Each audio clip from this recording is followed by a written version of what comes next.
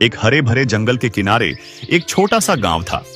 उसी गांव में रहता था नन्हा आरव, जिसे जानवरों से बहुत प्यार था। आरव का सबसे अच्छा दोस्त था एक शरारती पप्पी।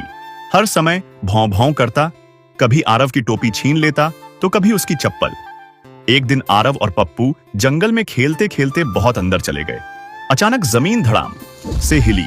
Boom boom! पेड़ों के पीछे से निकला एक नन्हा हरा डायनासोर। उसका नाम था डिनो। डिनो दिखने में बड़ा था, लेकिन दिल से बहुत मासूम। डिनो ने डरते डरते कहा, मुझे भूख लगी है।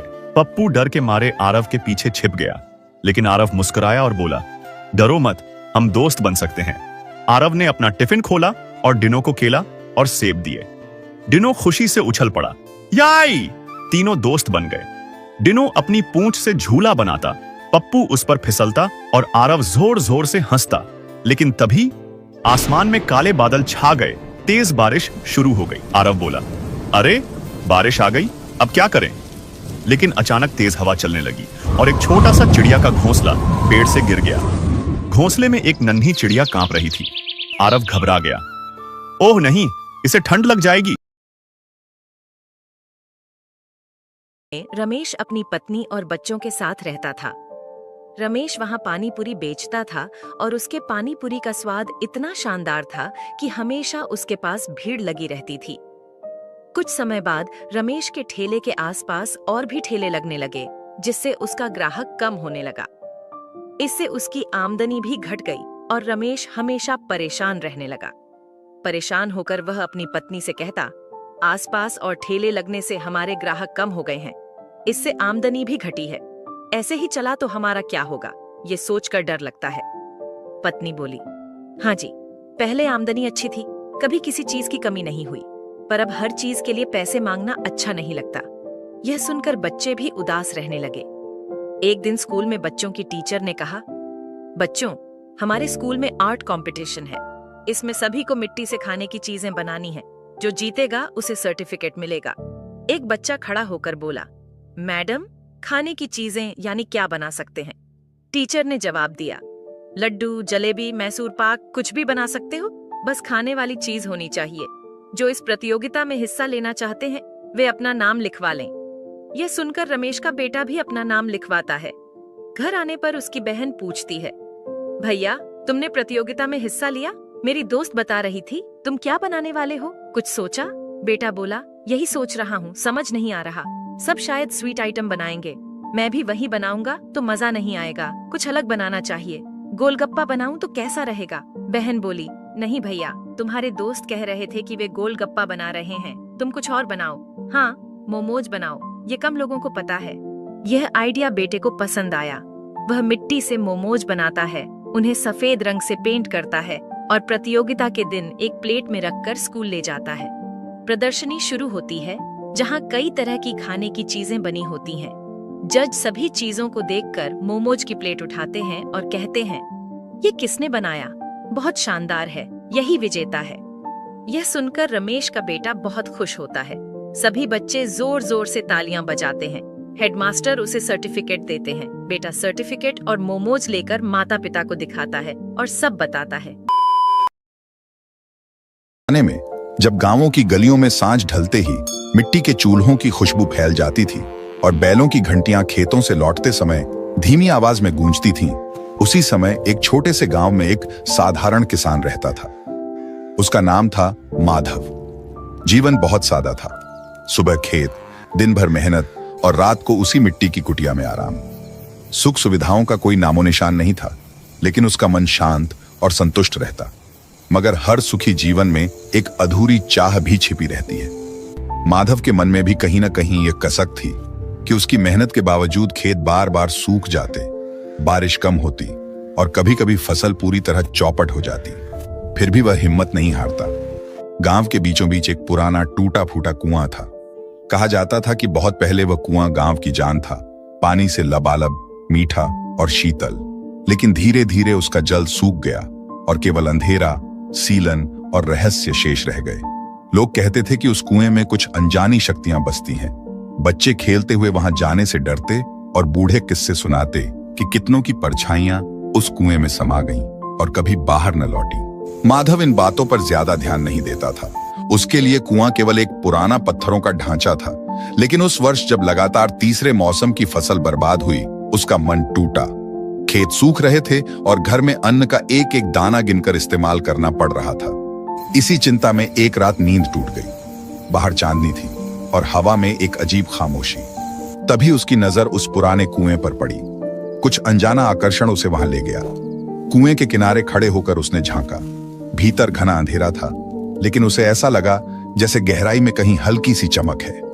एक शाम उसने तय किया कि सच्चाई को जानना ही होगा।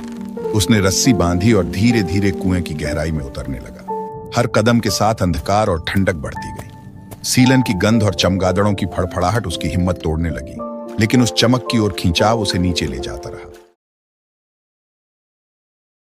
धूल भरी गलियों में फैली गर्म दोपहर की हवा जैसे ठहर सी गई थी। उसी बस्ती के एक कोने में राघव रहता था, एक दुबला पतला 12 साल का लड़का जिसकी आंखों में सपने तो बहुत थे, लेकिन जेब हमेशा खाली रहती थी। उसका घर कच्ची ईंटों का था, टूटी छत वाला, पर दीवारों से छनकर आती रोशनी में भी उम्मीद की चमक थी। हर दिन स्कूल जाते समय उसकी फटी चप्पलें उसकी गरीबी का प्रतीक बनती। रास्ते में खेलते हुए बच्चे उसे देखकर हंसते और चिढ़ाते।